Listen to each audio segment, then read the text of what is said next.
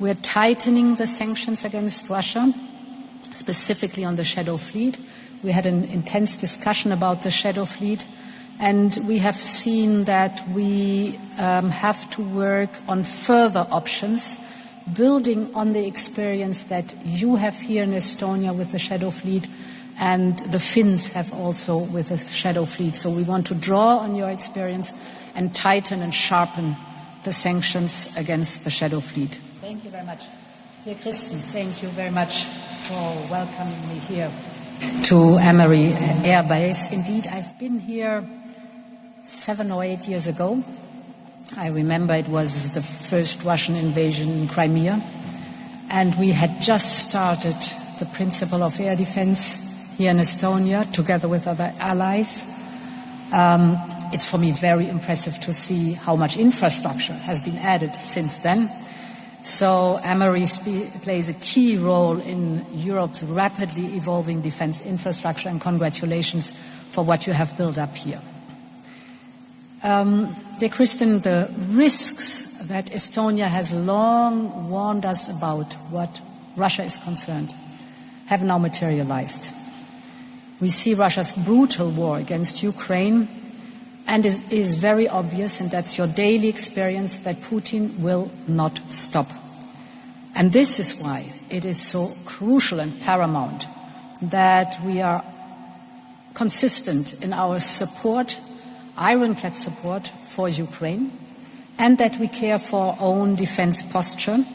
So we will continue to provide vital political, economic and military support to our brave neighbor.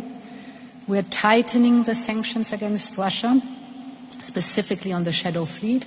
We had an intense discussion about the shadow fleet, and we have seen that we have to work on further options, building on the experience that you have here in Estonia with the shadow fleet, and the Finns have also with the shadow fleet. So we want to draw on your experience and tighten and sharpen the sanctions against the shadow fleet. We are also advancing the work on the use of the Russian frozen assets, because it's clear that the predator has to pay for what he did. At the same time, as you described, we are observing that Russia and its proxies are testing our resilience. They are probing our vulnerabilities, specifically in the Baltic airspace and at sea. And it was very insightful what you described here from your daily experience that you have.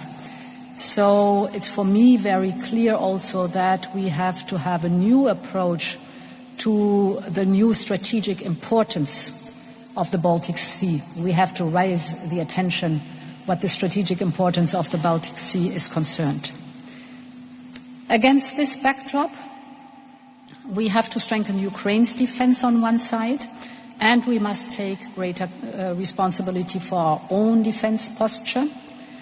And this is the logic behind the 800 billion euro defense industrial plan that we have launched.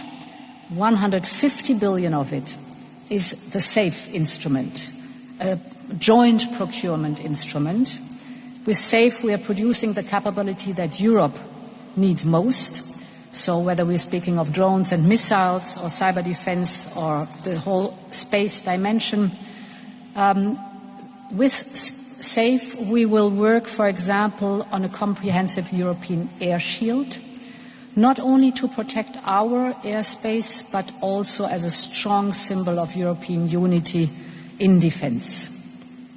19 member states have signed up for SAFE by now. Estonia is part of them, and I'm very happy that I can say that we have full subscription now for the 150 billion euros of SAFE, joint procurement to improve our own defense posture with joint European projects, but also to, for example, invest in the Ukrainian defense industrial base. The options are here on the table.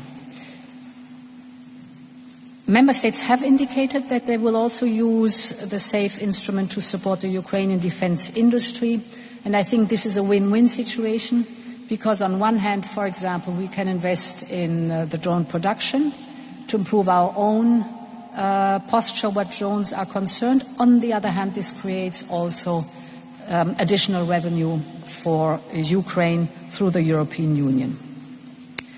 Dear Kristen, Estonia is already among NATO's top defense spenders relative to GDP. It's at 5%, if I'm correct.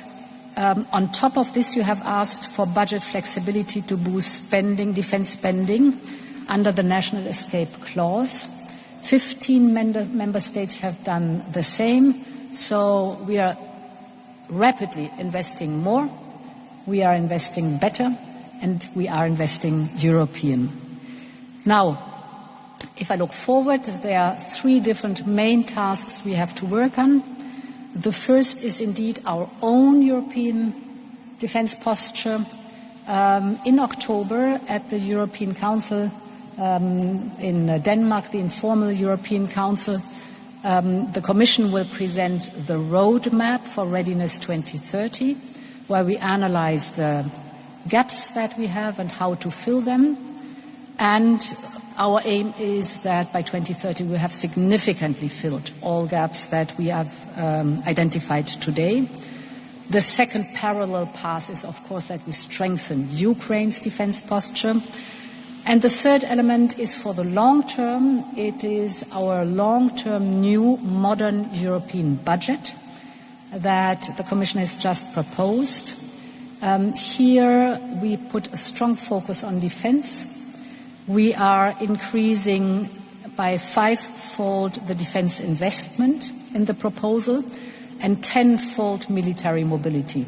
And Estonia knows very well how important not only the investment in defense is, but also the investment in military mobility. Thank you very much.